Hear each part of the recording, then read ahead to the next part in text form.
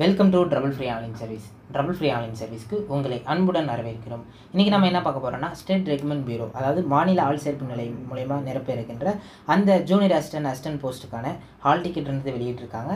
அதை பற்றி full details தான் இன்றைக்கி பார்க்க போகிறோம். எப்படி டவுன்லோட் பண்ணுறது அதை பற்றி ஃபுல்லாக பார்த்துருவோம். ஸோ கூகுளில் போயிட்டு SRP hall ticket state recruitment bureau SRP Chennai நினச்சிங்கன்னா அஃபீஷியல் வெப்சைட்ன்றது வரும்.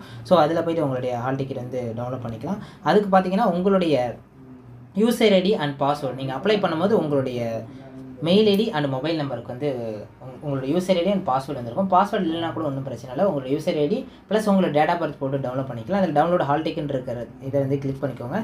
கிளிக் பண்ணோடனே யூசர் ஐடி, பாஸ்வேர்டு, அப்படி இல்லைனா டேட் ஆஃப் பர்த், இதில் இந்த password or date of birth ரெண்டில் ஏதாவது ஒன்று போட்டு வந்து நீங்கள் டவுன்லோட் பண்ணிக்கலாம். இப்போ வந்து நான் யூசர் ஐடி வந்து என்டர் பண்ணிக்கிறேன். உங்களுடைய மெயில் ஐடிக்கே வந்து வந்திருக்கும். உங்களுடைய யூசர் ஐடி அண்ட் பாஸ்வேர்டு ரெண்டுமே வந்து உங்கள் மெயில் ஐடிக்கு வந்திருக்கும். ஸோ அதை பார்த்து வந்து என்ட்ரி பண்ணிக்கோங்க. தென் கீழே இருக்க கேப்சா, அந்த கேப்சா என்ட்ரி பண்ணிவிட்டு இங்கே சப்மிட்டுன்னு இருக்க அந்த பட்டனை கிளிக் பண்ணிக்கோங்க. கிளிக் பண்ணோன்னே உங்களுக்கு ஹால் டிக்கெட்டுக்கான இது வந்து விசிபிள் ஆகும். ஸோ இந்த மாதிரி வந்து உங்கள் இந்த பேஜ்குள்ளே வந்துடும். இதில் போய்ட்டு இங்கே டவுன்லோட் எக்ஸாமினேஷன் ஹால் டிக்கெட் இருக்கும். அந்த லிங்கை வந்து கிளிக் பண்ணிக்கோங்க. கிளிக் பண்ணோன்னே உங்களுக்கு பிடிஎஃப் வந்து டவுன்லோட் ஆகும். ஸோ டவுன்லோட் பண்ணோன்னே உங்களுக்கு எக்ஸாமினேஷன் சென்டர்ஸ் வந்து எங்கே போட்டிருக்காங்க எல்லா டீட்டெயில்ஸ் வந்துடும். உங்களுடைய ஃபோட்டோ வந்து கரெக்டாக இருக்கா, உங்களோட ரிஜிஸ்ட்ரேஷன் நம்பர், உங்களோட ஃபாதர் நேம் வந்திருக்கும், அட்ரஸ், உங்களுடைய விண்ணப்பதாரின் அட்ரஸ், தென் உங்களுக்கு எக்ஸாம் சென்டர்ஸ் வந்து எந்த இடத்த போட்டிருக்காங்க, பின்கோடோட போட்டிருக்காங்க. தென் அது இல்லாமல் இந்த கியூஆர் கோட் ஒன்று கொடுத்துருப்பாங்க. அதோடைய அஃபீஷியல் லொக்கேஷன்ஸ் வந்து கொடுத்துருப்பாங்க. உங்களுக்கு போகிறதுக்கு சிரமமாக இருந்தது அப்படின்னா இந்த லொக்கேஷன்ஸ் பார்த்து உங்களுக்கு எந்த இடத்துல வந்து எக்ஸாமினேஷன் சென்டர்ஸ் போட்டிருக்காங்க அப்படின்றது ஐடென்டிஃபை பண்ணிக்கலாம். எக்ஸாமினேஷன் டேட் எல்லாருக்கும் தெரிஞ்ச மாதிரி 5/10/2025 10 AM to 1 PM, அதாவது 3 hours வந்து எக்ஸாமினேஷன்றது நடக்கும். ஸோ இதுக்கான அறிவுரைகள்லாம் கொடுத்துருக்காங்க. அது வந்து இன்ஸ்ட்ரக்ஷன்ஸ் ஃபுல்லாக வந்து படிச்சுக்கோங்க. கருப்பு பந்துமுனை எழுதுகோள் தான் நீங்கள் வந்து கண்டிப்பாக எழுதணும். நீங்கள் ப்ளூ பென் வந்து யூஸ் பண்ணக்கூடாது. எல்லோரும் வந்து 1க்கு 2 பென்னாக வந்து எடுத்து வச்சுக்கோங்க. தென் உங்களுடைய ஹால் டிக்கெட்டில் வந்து உங்களுடைய ஃபோட்டோ வந்து கிளியராக இல்லை, அப்படி இல்லாத பட்சத்தில் வந்து உங்களோட பாஸ்போர்ட் சைஸ் ஃபோட்டோ வந்து எடுத்துக்கோங்க. ஏன்னா அதிலே அறிவுரையில் கொடுத்துருப்பாங்க. ஃபஸ்ட் பாயிண்டில் என்ன சொல்லியிருப்பாங்கன்னா, மாநில ஆள் சேர்ப்பு நிலைய வலைதளமானது, ஸோ www.dncop.srb.in இந்த வெப்சைட்டில் போய்ட்டு விதிமுறைகள் OMR விடைத்தாளின் முதல் பக்கத்தில் கொடுக்கப்பட்டுள்ள அறிவுரைகளை படித்து அதனை கண்டிப்பாக கடைபிடிக்கணும்னு சொல்லியிருக்காங்க. தென் வந்து என்ன சொல்லியிருக்காங்கன்னா, விண்ணப்பதாரர்களின் இணையவழி விண்ணப்ப தகவல்கள் சரிபார்க்கப்படும் வரை விண்ணப்பதாரரின் விண்ணப்பம் முழுவதும் தற்காலிகமானதாகவே கருதப்படும் சொல்லியிருக்காங்க. இதை வச்சு நீங்கள் வந்து வேலை வந்து வாங்க முடியாது. ஸோ இது வந்து ஒரு தற்காலிகமானது தான் சொல்லியிருக்காங்க. தேர்வு தொடங்கிய பின்பு தாமதமாக வரும் விண்ணப்பதாரர்கள் தேர்வு எழுத அனுமதிக்கப்பட மாட்டார்கள். ஸோ அந்த டைமுக்குள்ள வந்து நீங்கள் போயிருக்கணும்.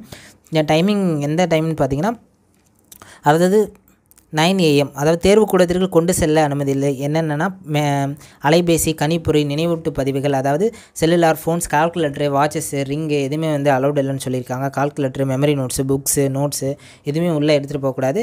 9 மணிக்கு வருமாறு அறிவுறுத்தப்படுகிறதுன்னு சொல்லியிருக்காங்க. 9 AMக்குலாம் நீங்கள் எக்ஸாமினேஷன் ஹாலுக்கு போயிடணும். நீங்கள் ஒரு 1/2 hour முன்னாடியே போயிருங்க.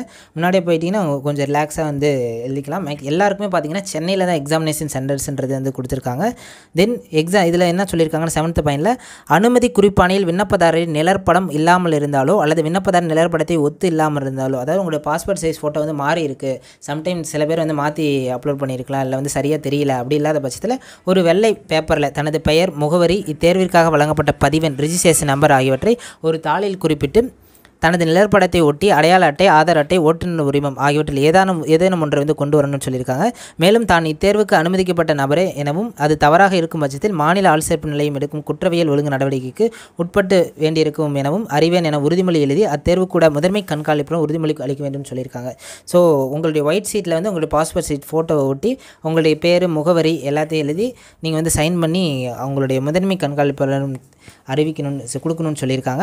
விண்ணப்பதாரருக்கு தேர்வுக்கூடத்தில் அனுமதி சீட்டில் உள்ளபடி பெயர், பதிவெண், புகைப்படம், தேர்வுக்கூட விவரங்கள் அடங்கிய OMR விடைத்தாள் வழங்கப்படும் சொல்லியிருக்காங்க. அவ்விவரங்களை சரிபார்த்து அவற்றில் ஏதேனும் தவறு இருப்பின் அதன் உடனடியாக அரை கண்காணிப்பிலும் தெரிவிக்கணும். ஸோ அதில் ஏதாவது மிஸ்டேக்ஸ் இருக்குது அப்படின்னா நீங்கள் வந்து உங்களுடைய ஆல் சூப்பர்வைசர்கிட்ட வந்து கண்டிப்பாக தெரிவிச்சிருங்க. தென் 10th பாயிண்டில் என்ன சொல்லியிருக்காங்க, வினாத்தாள் தொகுப்பு புத்தகம் விண்ணப்பதாரருக்கு தேர்வு தொடங்குவதற்கு 15 நிமிஷத்துக்கு முன்னாடியே வந்து உங்களுக்கு வந்து தந்துடுவாங்க. ஸோ எல்லாமே வந்து பிரிண்ட் ஆகிருக்கா, எல்லா பேஜஸும் பிரிண்ட் ஆகிருக்கா என்னென்னு வந்து செக் பண்ணிக்கோங்க. சப்போஸ் அதில் ஏதாவது மிஸ்டேக்ஸ் இருக்குது அப்படின்னா உங்களுடைய அரை கண்காணிப்பாளர் வந்து தெரிவிங்க. உங்களுடைய OMR ஷீட்ஸ்லையோ ஆர் வந்து உங்களுடைய கொஸ்டின்ஸ் பேப்பர்லேயோ ஏதாவது மிஸ்டேக் இருந்தாலும் உங்களுடைய அரை கண்காணிப்பாளர் வந்து தெரிவிச்சிருக்கேன். முக்கியமாக உங்கள் OMR ஷீட்ஸில் உங்களுடைய பாஸ்போர்ட் சைஸ் ஃபோட்டோ தான் இருக்கா, உங்களுடைய ரிஜிஸ்ட்ரேஷன் நம்பர் தான் இருக்கா அப்படின்னு வந்து வெரிஃபை பண்ணிக்கோங்க. தென் எக்ஸாமினேஷன்ஸை பொறுத்த வரைக்கும் உங்களுக்கு பிளாக் பால் பாயிண்ட் பென் மட்டும் தான் யூஸ் பண்ணணும். தென் ப்ளூ பென் வந்து எழுதுறதுக்கான அலௌடு கிடையாது.